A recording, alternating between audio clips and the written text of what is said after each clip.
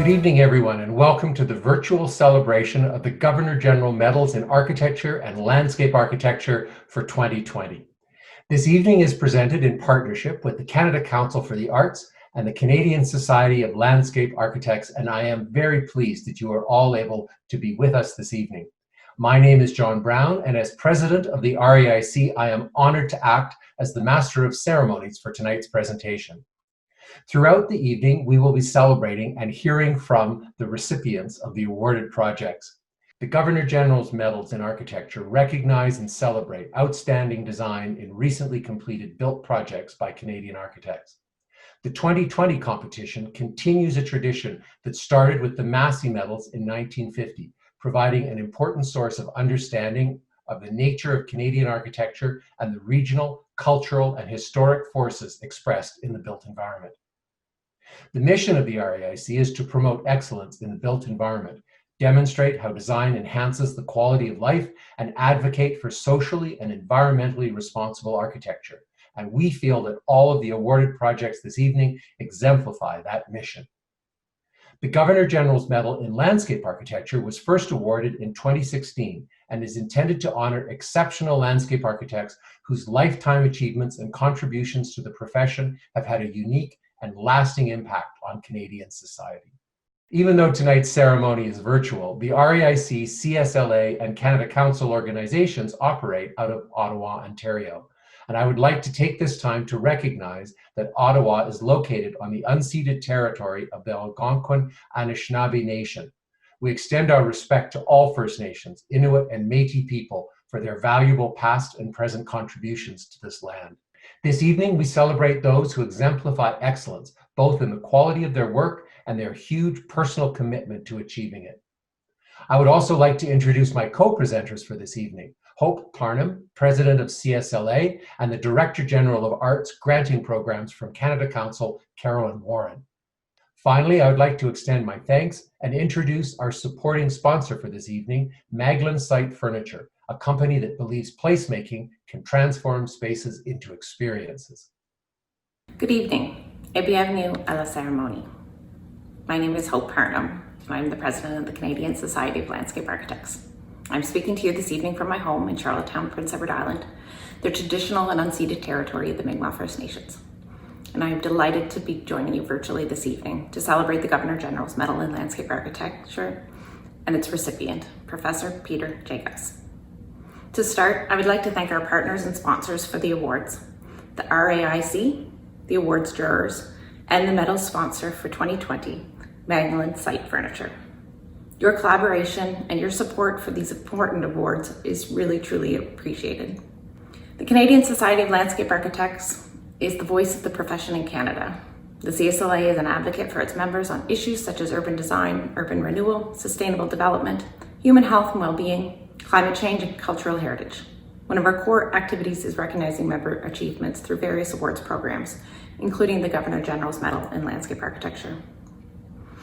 In 2014, His Excellency, the Right Honourable David Johnston, Governor-General of Canada, agreed to establish the Governor-General's Medal in Landscape Architecture to commemorate the 80th anniversary of the CSLA. The award highlights the long history of the role of landscape architects in shaping, preserving, and protecting the Canadian landscape through a collaborative, design-based approach. In developing solutions, landscape architects work with the interests of their clients and the public and synthesize information from a wide range of specialists, such as engineers, architects, social scientists, biologists, geologists, hydrologists, foresters, artists, ecologists, to name a few. The Governor-General's Medal in Landscape Architecture honors an exceptional landscape architect whose lifetime achievements and contributions to the profession have made a unique and lasting impact on Canadian society and on our profession. The recipient of the 2020 Governor-General's Medal in Landscape Architecture is Professor Peter Jacobs. With the attribution of this medal, Professor Jacobs joins an illustrious club of three, along with George Dark and Cornelia Han Oberlander. Professor Peter Jacobs is a true Renaissance man, award-winning practitioner, published author, orator, educator, leader, trailblazer, consultant, and mentor. He is best described as having an insatiable curiosity, a clear vision, and an unfailing desire to contribute to a better world. Far from pursuing a predetermined path, Professor Jacobs has, during his 50-year career, successfully navigated uncharted waters to mark our world through the practice of landscape architecture. The recipient of an astounding array of prestigious awards, Professor Jacobs is recognized both within the profession of landscape architecture and externally. His impressive awards accumulated in 2015 when he was named Executive Member of the Royal Academy of Arts of Canada by a jury of his peers that included some 700 distinguished artists and designers from every Canadian region. His leadership in and advocacy of the field of sustainable development is remarkable. Professor Jacobs promotes a sensible and sensitive approach based on environmental, social, and aesthetic values. He punctuates this approach by constantly striving for new knowledge and the sharing of discoveries. His 38-year provincial appointment term with the Kativik Environmental Quality Commission demonstrates his limitless passion for contributing where he can make a difference. In academia, Professor Jacobs is truly an international figurehead. Having contributed to the development and accreditation of landscape architecture programs internationally and within Canada, his vast experience and fields of expertise are available to the public in more than 100 published articles, 15 book submissions, 9 book chapters, 7 complete manuscripts, participation in design jurors at universities, over 16, and worldwide external thesis evaluations. He has spent a career supporting students, academia, and collective research. As a past CSLA president and CSLA IFLA delegate, Professor Jacobs has a distinguished career fueled by sustained convictions rooted in his fundamental principles and belief in the transformative power of landscape architecture. Congratulations, Peter. Madame le gouverneur général du Canada et chers collègues, bonsoir de Montréal. Permettez-moi de vous esquisser un court portrait de ma passion pour le paysage et les personnes et cultures qui l'habitent. Marquez-vous bien, pour un ancien professeur, 50 ans de carrière en 3 minutes, c'est tout un défi. Landscape is the memory of natural process and human endeavor, the expression of what we value and how we wish to live within nature. Landscape architecture is a profession, a passion, and a pathway to designing places that are convivial, healthy, culturally meaningful, and ecologically viable. It seeks to express the essence and beauty of place and embodies ideas and practices that are continually changing. It is a sense of renewal that captured my attention as a young student and continues to excite me. A few examples at different scales illustrate some of my planning and design objectives. A largely unused courtyard was transformed into a lively garden designed to enhance the magic of storytelling. A speaker's rock faces a low stone wall, scaled to the young users who can now travel wherever their imagination may take them. Place Émilie Gamelin was created on the site of a former parking lot for a diversity of users: university students, business people, drug traffickers, prostitutes, and tourists, who now share and continue to reinvent uses for this green oasis in the urban core of Montreal. The Parc des Trois Sommets expands the limits of Mount Royal Park to embrace the adjacent cemeteries, hospitals, universities, and residences, linking urban cultures and nature in the first landscape precinct legislated as such by the Government of Quebec. Finally, my work with the Kativik Environmental Quality Commission helped preserve vast stretches of northern Quebec, celebrating the cultural values of the Inuit of Nunavik, who have dwelt there for thousands of years. Madame le Gouverneur Général, merci pour l'honneur de m'avoir accordé la médaille en architecture de paysage. Ça m'a profondément touché. Toda rabba à ma femme et mes enfants de m'avoir appuyé tout au long de mon parcours. Hi, I'm Ian McCaskill, President and CEO of Magnet Site Furniture. I'd like to congratulate Professor Peter Jacobs on being awarded the Governor General's Medal in Landscape Architecture for 2020. Professor Jacobs' 50-year career demonstrates extraordinary vision, and he has elevated the discipline of landscape architecture in Canada and internationally. Magdalene is proud to sponsor this award, and we look forward to supporting CSLA's vital work. Laureates and distinguished guests, it's my great pleasure to celebrate with you this afternoon. My name is Carolyn Warren. I'm the Director General of Arts Granting Programs at Canada Council for the Arts. I'd like to start by offering my sincere congratulations to Peter Jacobs for winning this year's Governor General's Landscape Architecture Award. As is the case with this virtual gathering, all of us are doing things differently these days during the pandemic. En ces temps difficiles, le Conseil des Arts du Canada demeure engagé à soutenir, à reconnaître et à célébrer la création artistique et à faire participer pleinement les Canadiennes et les Canadiens tout au long de ce processus. Cela comprend notre travail de promotion de l'architecture grâce à divers programmes, prix et initiatives, dont les médailles du gouverneur général en architecture et la participation officielle du Canada à la Biennale de Venise en architecture. As many of you know, every 2 years, Council brings together a peer assessment committee of outstanding national and international architects to consider the many exciting, innovative projects undertaken by architects here in Canada and submitted for these awards. In their assessment, the committee considers a number of elements, including conceptual clarity, compatibility with the site, detailing, innovation and uniqueness, and sustainable design. The creations of this year's winners will resonate with us in a new light. They represent both places that will keep us connected while we remain mostly apart, and places where our society will be renewed and even reimagined in the wake of the pandemic. Les gagnantes et gagnants ont conçu des édifices qui, par exemple, favorisent la transmission du savoir, motivent les athlètes à se dépasser, commémorent le passé et font briller l'expression artistique dans les domaines des arts de la scène et des arts visuels. En tout et pour tout, les gagnantes et gagnants de 2020 peuvent être fiers de ces espaces qui unissent notre société dans toute sa diversité et qui nous inspirent à édifier un avenir encore plus inclusif et prospère. I'd like to thank our partners, the Royal Architectural Institute of Canada and the Canadian Society of Landscape Architects, both of whom encourage and promote excellence. And I want to express my personal, sincere appreciation and gratitude to the architects we're honoring today.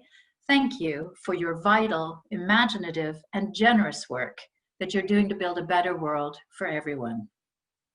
Thank you, Carolyn, for your reflections this evening. I would also like to thank V2Com as our awards program media partner.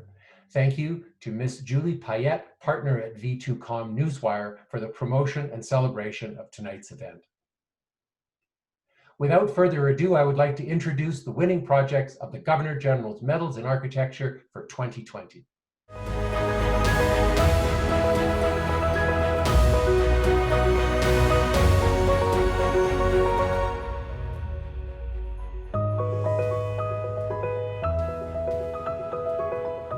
Well, first of all, my sincere thanks to the Royal Architectural Institute of Canada, the Council for the Arts, and members of the jury who have bestowed this honor on us.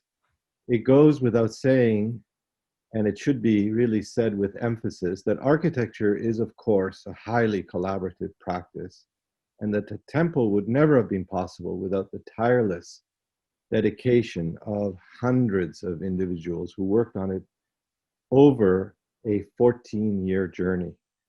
My heartfelt thanks to everyone who was part of the process of making this a reality, but especially to my partner, David Ponterini, who supported me for this whole 14 years, and Doron Meinhardt and Justin Ford, who were key members of our team. Above all, and those of us in the practice of architecture know how important this is, my gratitude extends to the Universal House of Justice, our client and the governing body of the Baha'i Faith, who was our unwavering source of guidance, courage, and constancy throughout this process.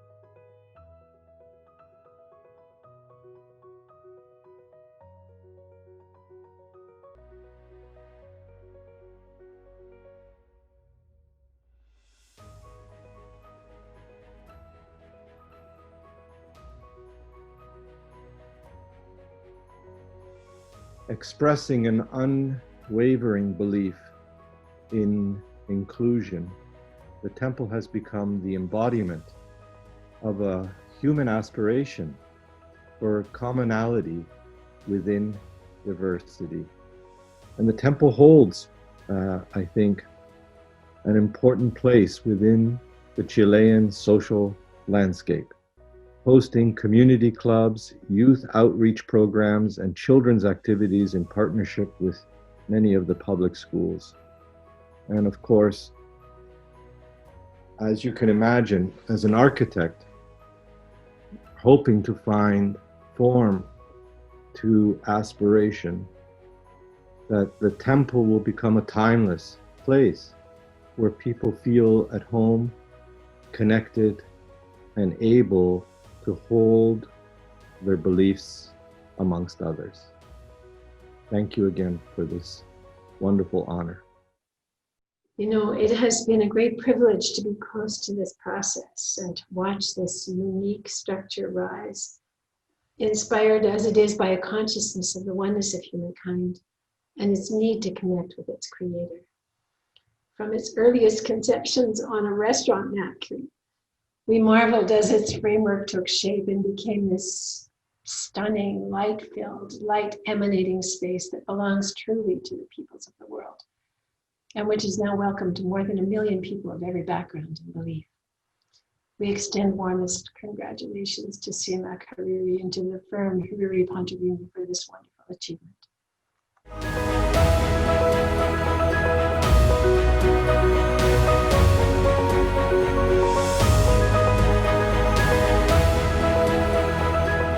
Bonjour, je suis Stéphane Chevalier, un des deux associés principaux avec Sergio Morales de la firme Chevalier Morales Architectes.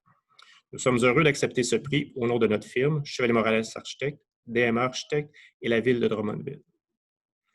A special thank to our amazing team, especially our young associate, Alexandre Massé, and dedicated employees, Céline Leclerc, Eve Beaumont-Cousineau, Christian Aubin, and DMA Architects more specifically, François Lemoine and Geneviève Riopel.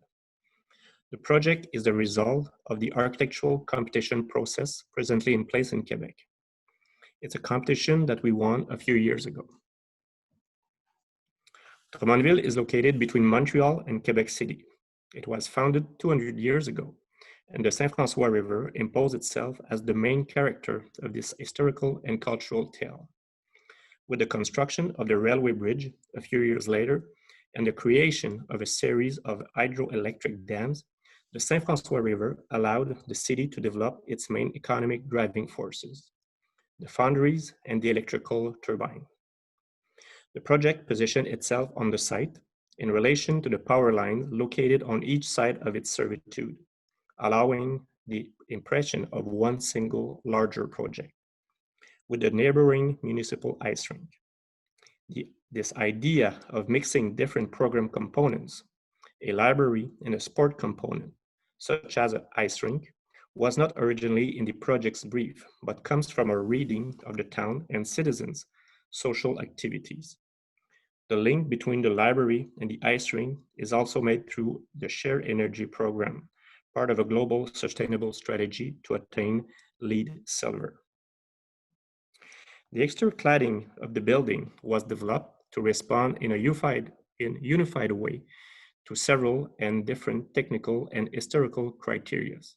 It also relates to a local byproduct, the slag, which was extracted from the foundry process. The glass envelopes performance permits a high level of sustainable development while providing a visual continuity to the overall project.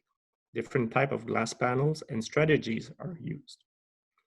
Fritted glass panels, transparent glass panels, stainless steel highly insulated walls installed behind fritted and transparent glass panels also serve to create a project that speaks about the town's historical and industrial past.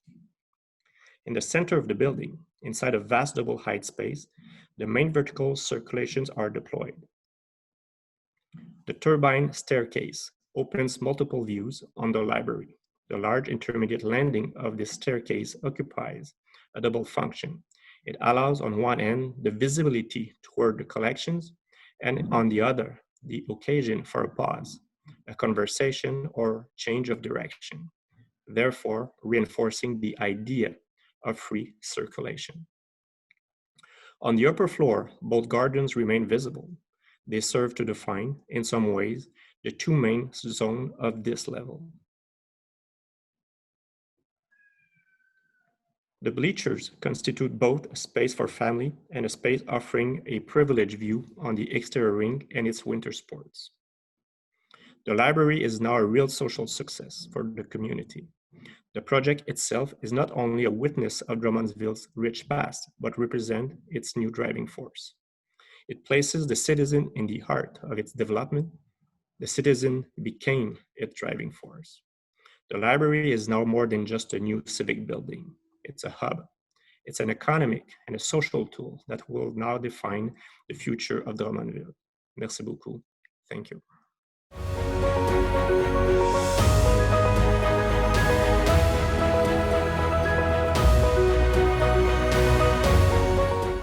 Located in a 100-year-old park in the city of Edmonton, the Borden Park Natural Swimming Pool is the first chemical-free public outdoor pool to be built in Canada. The project replaced an existing pool and includes a seasonal pavilion and a landscape pool precinct for 400 swimmers. The swimming program includes a children's pool, a deep pool, on-deck outdoor showers, a sandy beach, picnic areas, and spaces for other pool-related recreational activities. The seasonal building houses universal change rooms, showers, washrooms, staff areas, and the water filtration mechanisms. The precinct is framed by the gabion walls of the building to the east, 4-meter high continuing gabion walls north and partially to the west, and a retained 1960 pavilion from the previous pool, and wire fencing to allow views to an historic alley of elm trees to the south. The pool involves a balanced ecosystem where plant materials, microorganisms, and nutrients come together within a gravel and sand filtering process to create living water. The pool waters are effectively cleansed by means of natural filtration. Effectively, a closed-loop system comprised of a large granular filter and 2 water filters comprise the filtration process.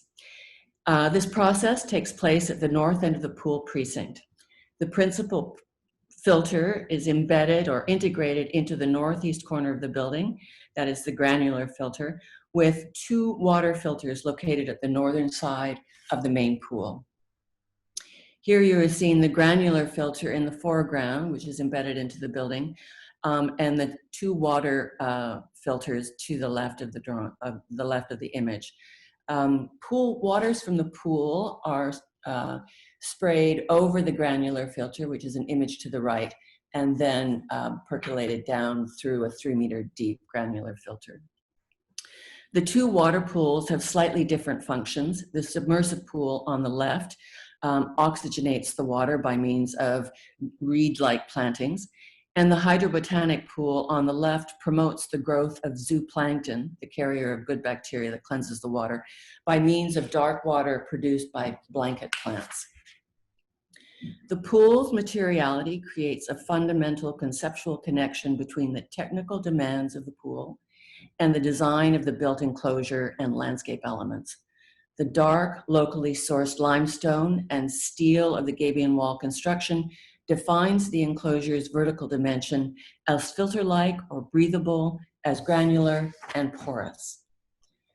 Secondary materials include powder-coated mild steel, pivoting doors, soffits, and wall linings, and the pool is surrounded by a concrete deck, a sand beach, and a koya wood decking.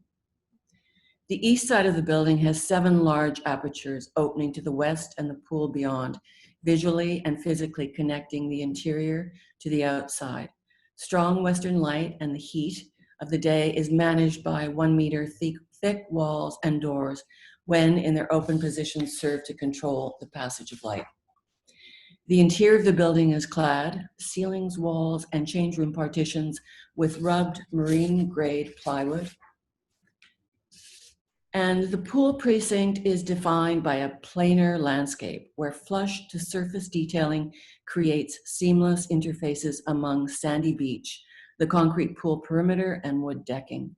The gabion walls of the low rectangular building terminate with a lid-like flat roof that frames the tree canopy of the park beyond and enhances the sensation of open sky spaciousness within the pool precinct. The elemental form and reductive materials ease the user experience and enriches the narrative bathing in the landscape. The juxtaposition of the constructed elements invokes comparisons with the geology of the North Saskatchewan River and the flat typology of the prairie's land edge.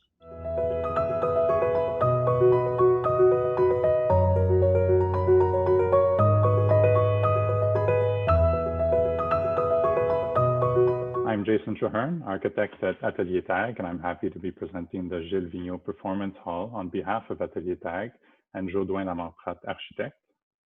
This new 860-seat performance hall in Saint-Jérôme, Quebec was the subject of a national architectural competition launched in 2014. The project was an opportunity to reimagine the experience of theater going within the context of a city in the midst of reinventing itself as an important cultural center. A vital part of our mandate was to create an iconic building for Saint-Jérôme that would respond to the 2 main urban and civic axes: the east-west axis linking City Hall to the exterior public market, and the north-south axis with the cathedral and local train station. Our first intervention was to open the theater, engaging the public outside, and turn the traditional experience of the theater as a hermetic box inside out.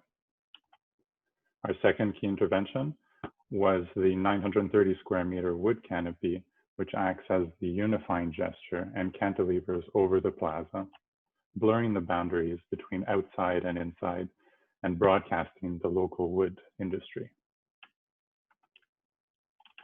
The iconic presence of the new performance hall stems in part from the innovative use of cross-laminated timber with a folding pattern combining structural rigidity and material expressiveness. Collaborating with the structural engineers, we worked on different geometries which could unite architecture and structure and at the same time conceal the mechanical needs for the building. And here's a look at the finished black spruce canopy with a view from the main entrance, the second floor foyer, and the continuous surface of the canopy. The use of wood also carries inside the building with white oak in the auditorium, where a series of ribbons wrap the space. We wanted a seamless interior that could integrate the acoustic properties into the design and to integrate the different acoustic scenarios, in this case, either reflective, absorbent, or transparent. A system of fabric-covered acoustic panels was strategically placed behind the oak.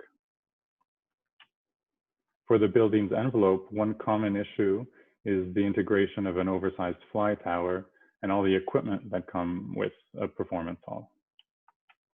By wrapping the theater in an aluminum veil, we set out to blur the imposing volume of the fly tower through an optical play of layers, and the use of expanded metal mesh was a reference to the ethereal presence of the cathedral's traditional roof. And finally, on behalf of the entire team, I'd like to thank our wonderful clients, Gaëtan Léveillé and David Laferrière. Their support and trust throughout the entire project was essential to its success. We would also like to thank the jury, the RAIC, and the Canada Council for the Arts for this award. Thank you.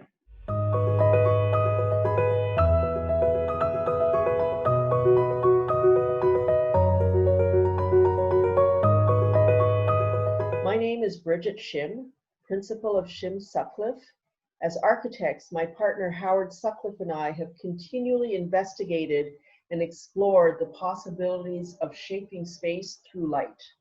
The modern house has been an important vehicle exploring new ways of living since the turn of the century.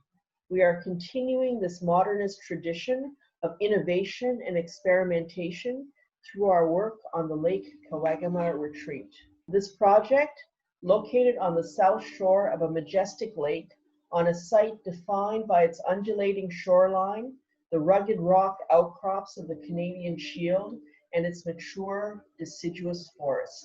The Lake Kawagama Retreat exterior blends into its woodland surroundings through the seasons.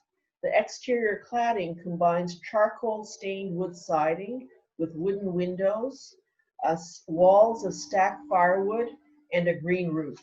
Upon entry to the project, we frame a view of the forest and the lake beyond. When inhabiting this project, there are opportunities to experience the building through a series of curated views, looking inside and also looking out. The project is located at 45 degrees latitude in the Northern Hemisphere. We're always shaping our spaces through natural light. As architects, we are always painting with light. A series of large south-facing clear-story windows capture natural light and amplifies it as it enters the main living space. The project embraces the sectional aspects of the site's naturally sloping topography while reconciling the north-facing view of the lake with the introduction of warm southern light, which penetrates deep into the building, helping to shape our interior spaces and providing great natural ventilation. The interior material palette combines Douglas fir used for the underside of the ceiling, structural trusses, and selected walls, which are combined with larch wood floors. Wood and metal are interwoven and interlocked to create moments of transition through the project. This retreat in the woods is only possible with an enlightened and committed client. We are fortunate to work with Anna Yang and Joseph Schul, and this building is the third of 4 projects for them on the same site. Our team at Shim Sutcliffe includes Andrew Kimber and Andrew Hart, who both did a wonderful job. Our structural engineers were Blackwell Engineering, who we have worked with for over 2 decades. And our contractor was Derek Nicholson, along with Simon Cooper from 2 Degrees North, providing all of our millwork. Our heartfelt thanks go to this remarkable client and team that helped us realize this special retreat situated in the Canadian landscape.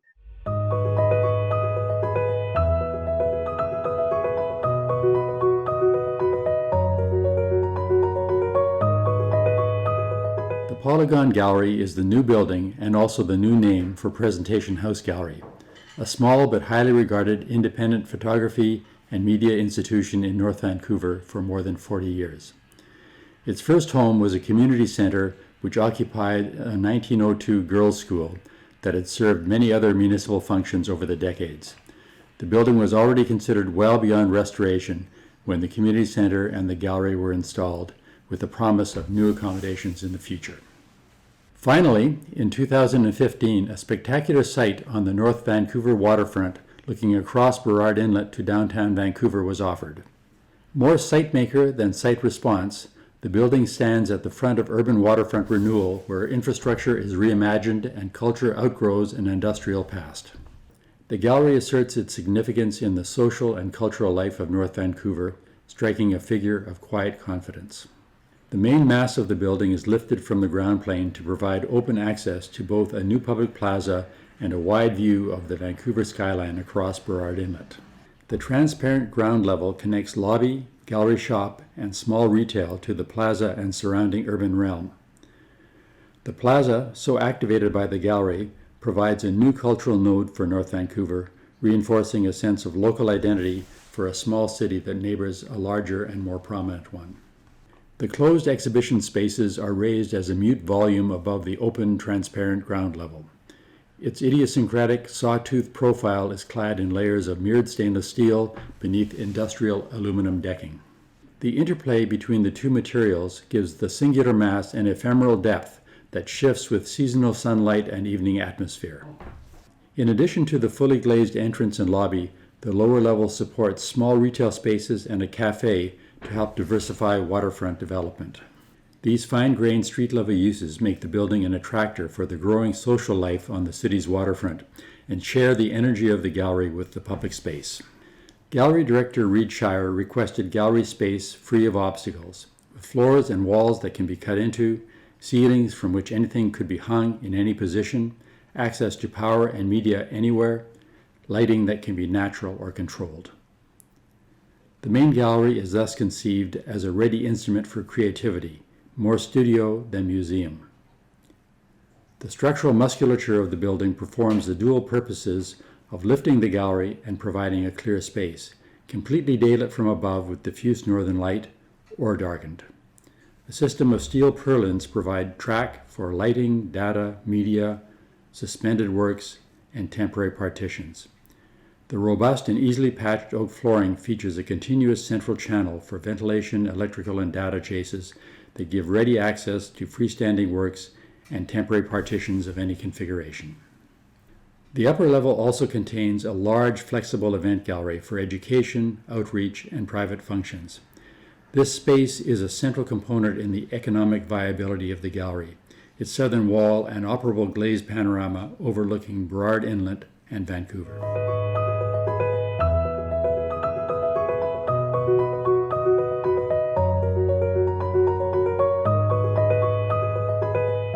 From the other side of the Saskatchewan River, the RAIC modern response to the prairie landscape and the horizontal datum lines of the site from the river to the shoreline, to the embankment to the Persephone Theatre and the higher ground and buildings of the downtown. The building faces due south.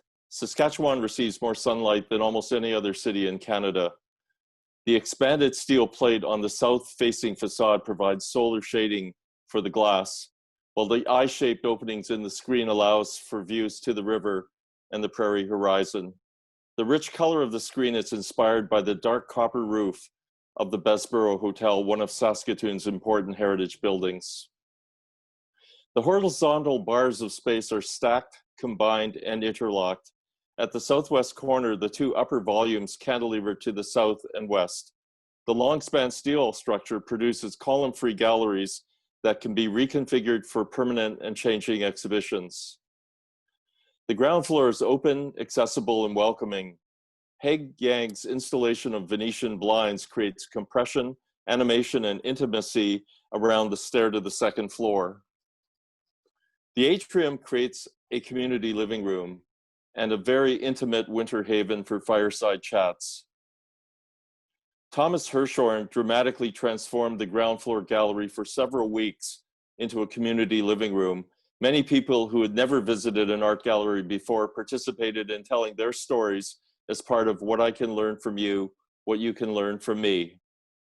The cafe at grade enjoys south light, an outdoor terrace, and views of River Landing. A secondary entrance provides access to the gallery through the cafe. We were captivated by the murals of William Parahudoff, which had been commissioned for Fred Mendel's office. Interestingly, Parahudoff trained under the artist Aux Enfants in Paris. It's remarkable how his muscular figures relate to the modular man developed by Le Corbusier, who had coincidentally designed Aux Enfants studio. A second integrated art installation by Pei White dissolves the surrounding walls of the stair from the second to the third floor.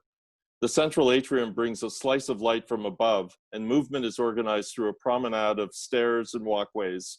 The elevator lobbies on the gallery floors are set deep in the plan. Visitors are always moving toward the south light and the river. The third floor promenade serving the temporary galleries is shaded by expanded steel plate screen, while the projecting lounge on the right is located within the cantilevered volume to get dramatic views up the river. The large roof deck on the fourth floor has attracted so many people for a variety of reasons and activities, creating an exhilarating platform floating above the river. In closing, I'd like to thank Shirley Bloomberg, my partner, Matthew Wilson, the project associate, Paula Rocha, and our whole team at KPMB, and of course, Architecture 49, the architects of record. I want to thank the RAIC, the Canada Council for the Arts, the Canadian Society of Landscape Architects, and the Office of the Governor General of Canada, as well as all of our consultants. Elliston, the contractor, the City of Saskatoon, the Province of Saskatchewan, the leadership and board of the RAIC Modern, and all of the donors, especially Ellen Ramey, who simply wanted the citizens of Saskatchewan to experience great art in a great setting. Greetings from Saskatoon, Treaty 6 territory and the traditional homeland of the Métis. We're here to say a very warm congratulations to Bruce Kouabura, KPMB, and Architecture A49. We're honored to be at the helm of this extraordinary museum, which so beautifully marries the needs of artwork and artists with visitor experience. And you can see the extraordinary views of the city right behind us. So thank you very much and congratulations. Thank you.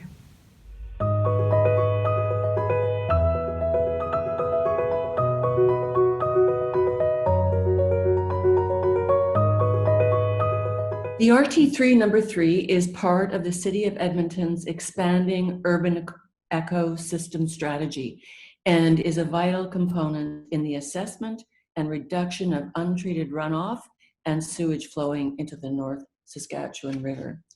The site is on Jasper Avenue on the northern bank of the North Saskatchewan River, and it's just east of the downtown core. The Real-Time Control Building number 3 celebrates the civic potential for the multiple functions of urban water infrastructure through a seamlessly integrated formal expression. It is a state-of-the-art engineered mechanism for monitoring the time-sensitive dynamic loading of urban storm and wastewater.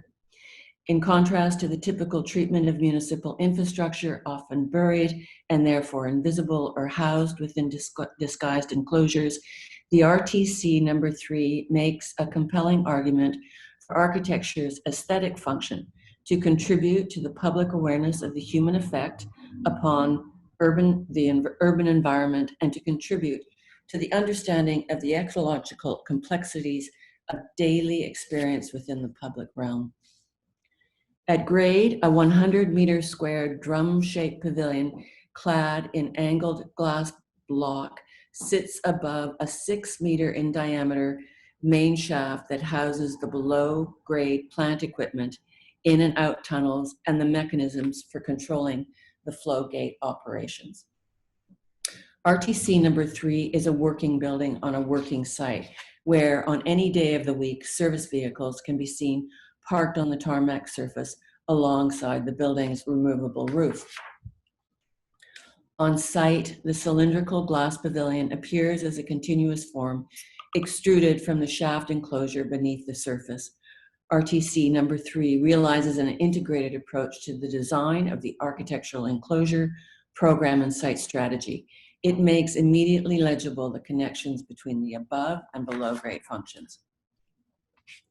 A cavity between the glass block facade and the inner steel structure performs as a thermal plenum where air, by the combined means of stack effect and mechanical ventilation, is drawn through louvers located at the base of the facade and vented at the roof's edge.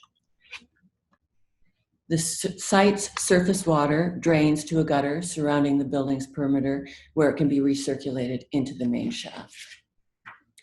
Through the use of continuous LED lighting at the base and at the top of the building, the RTC number 3 is visible by day and by night and from various directions.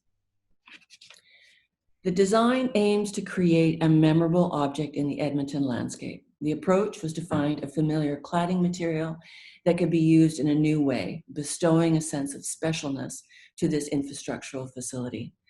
This material would have to be commonplace and readily available so as not to add a cost premium for what is ultimately a small building with a modest budget.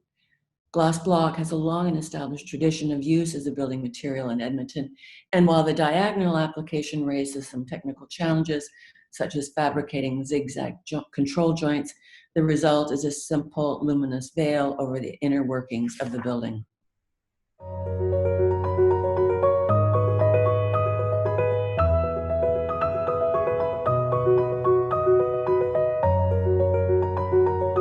The South Haven Centre for Remembrance is located in Edmonton, Alberta, and the project was awarded in late 2012 by the City of Edmonton Municipal Cemetery Group. The project was a collaboration between Shape Architecture and Peckett Studio in association with Group 2 Architects in Edmonton. The unique nature of this building typology was coupled with the rare opportunity to position a building within a vast 21-hectare site. The planning strategy focused on a spatial sequence to unfold to address public arrival, as well as providing spaces and areas for silence, reflection, and pause. The initial design brief contained two distinctly opposing program types. A public front of house was required in stark contrast to the back of house service functions, which contained the day-to-day operations and needed to be completely out of sight. The early design decision to combine these two dissimilar program elements ultimately led to the depressed works yard, which allowed the back of house program to be partially submerged and provided the opportunity for the building to extend out into the landscape. The project brief mandated that the new facility was non-denominational, so the design needed to be redolent without being literal. Light, shadow, and the aspect of time became the essential drivers of form, and specifically how the arrangement played out through the seasons. The design features a symbolic 13-meter tower, which emerges from the prairie landscape and makes reference to the existing graves, monuments, columbaria, and the latent memory that they embody. The tower was envisioned as a marker in the landscape, not only as a reference point externally, but also as the defining internal element which allows light to enter the main public spaces. After the personal loss of my grandmother, who was an Edmonton native, and her birthday was on June 21st, I was compelled with the idea of creating meaning through light, space, and time. I think the tower will evoke different meanings to everyone, and that is the intent. For myself, it has a deeply personal point of reference, which is the summer solstice. Light, shadow, and the aspect of time became the essential drivers of form, and specifically how the arrangement played out through the seasons. The materials selected for the project were intended to be timeless and austere. The entire exterior is clad in black shusugiban and hot-rolled steel panels, which provide high contrast throughout the winter months.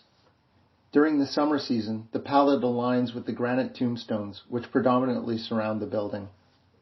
The dark exterior is contrasted by the warm daylit spaces, which are characterized by Baltic birch walls and honed limestone floors. A custom light fixture became a focal element within the public areas. The spirit light is a solid cast ellipsoid which contains a spherical void within the center. The fixture itself imbues design with deep meaning and intent, where the void is not only the center of the design piece, but it is the absence of material which captures the light itself. The fixture itself imbues design with deep meaning and intent, where the early design process focused on both the ephemeral and permanent aspects of burial, ritual, and remembrance, and the potential to generate form that in some way attempts to pay homage to them. A project of this type requires deep understanding, sensitivity, and layers of thought to ensure the final design addresses the entire cross-section of society. The more I visited the site, the more I realized that for many people, their visit to South Haven Cemetery may be a singular event, and for some, it may become a ritual that would span the rest of their lives. The weather, the light, and the natural environment play an instrumental role in that experience, and the building aspires to spatially capture and memorialize moments in time. There have been many supporters along the way, and we'd like to thank the entire consultant team, as well as the City of Edmonton and the City of Edmonton Municipal Cemetery staff. And we would also like to thank Carl Belanger, the city architect and an advocate for the project throughout the process.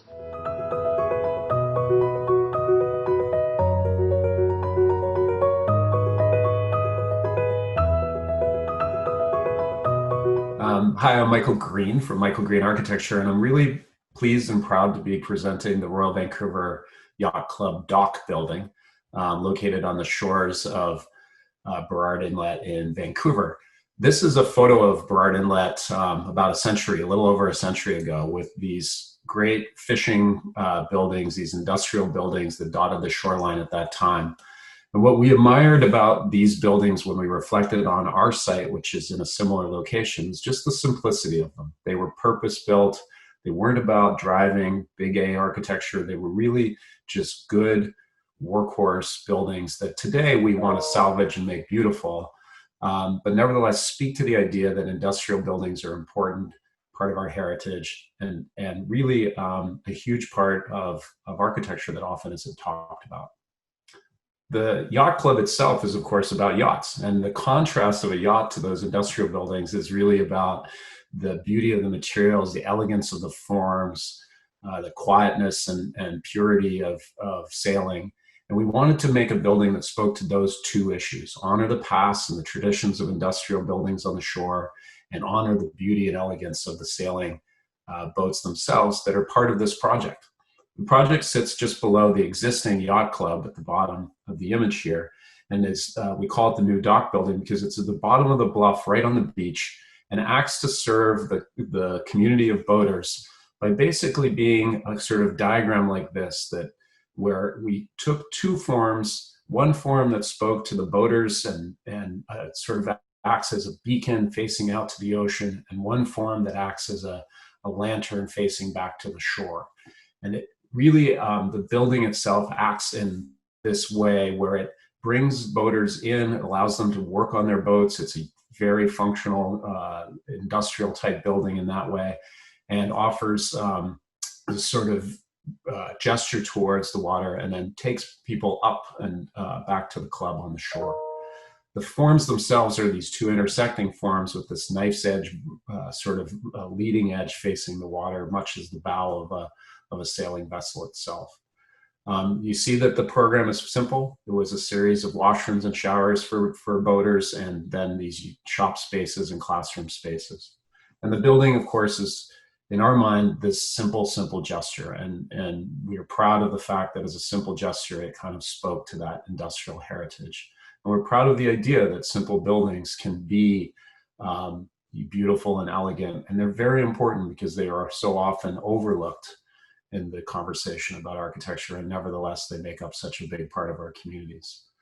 As a utility building, the outside is metal skin, with a Rhodeca polycarbonate skin that allows the building to act as a lantern and bring light into the wood shops that really are highly functional plywood spaces. Simple and pure. We're proud of this great honor because, again, it's important, we believe, that these types of buildings are honored as part of architecture throughout Canada. And with that, I thank you again for the award, and we appreciate this honor.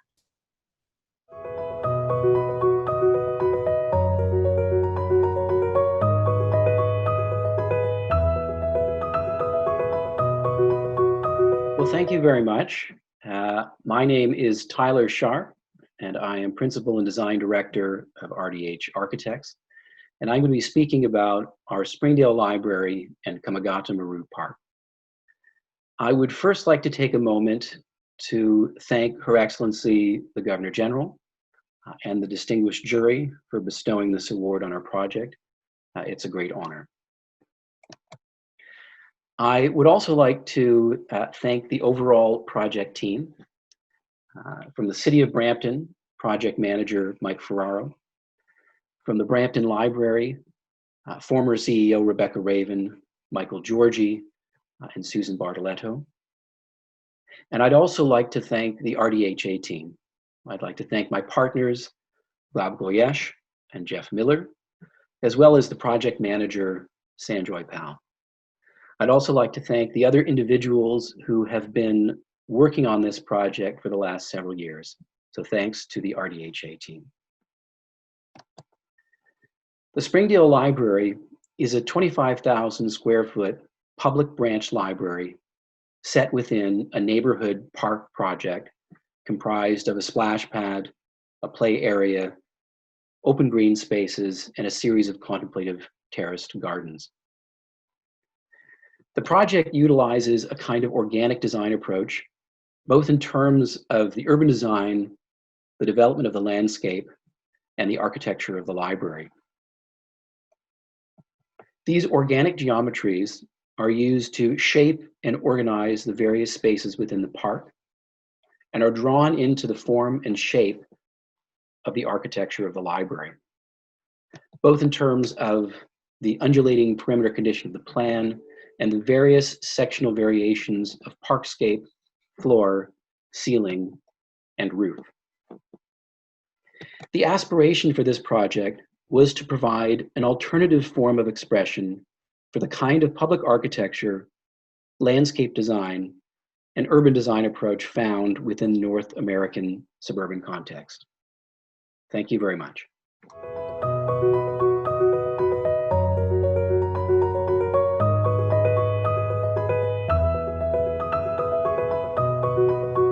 UBC Aquatic Center is a unique student recreation facility combining under one roof campus, community, and competition programming. The project is designed to optimize controlled daylight and to allow for diverse programs to operate effectively within a single volume. The project is an architectural collaboration between MGMA Toronto and Acton Ostry Architects Vancouver. In 2012, UBC sent more swimmers to the London Olympics than any other program in Canada. At the same time, the UBC campus community had become the fastest growing youth and family population in the Lower Mainland. This facility needed to meet the needs of a high performance training competition venue and a family-focused community aquatic space while contributing to the student experience on campus. The Aquatic Center is at the heart of the Student Services Precinct, which is undergoing a transformation to increase its density threefold over a 15-year period. The Aquatic Center is designed as a welcoming arrival facade for the new UBC Transit Plaza, which receives 50% of its students daily. This cost-effective project is developed as a simple rectangular plan, which shapes and optimizes its section to meet diving and competition requirements. This strategy incorporates a 4-meter glazed roof light, which runs the length of the building, delivering daylight to the deepest part of the plan. The Y-shaped columns reduce the structural span and support a translucent screen reflecting light into the leisure pools, but shielding it from the competition basin. This LEED Gold certified project has focused its sustainable efforts on enhancing the athletic performance and the user's experience by creating the highest quality of indoor air, water, acoustic, and daylight environments. As a first-time innovation within the project type, the roof's rainwater is stored for recycling and uses the pool's filtration system to top up the pool's daily evaporative losses. Students move north-south through the campus along Athletes Way, which parallels the highly transparent change corridor, which offers views and light to the pool through the welcoming and inclusive universal change space. The east-west slope of the site works with the rise up to the bleachers to create adjacent outdoor programmable spaces on the north and south flanks of the building that also offer overlooks and animation into the aquatic hall. These simple connective gestures allow the exterior to enable a 1,000-person competition while also offering casual student access to bleachers and great views into an active and vibrant community hub, welcoming them all to campus.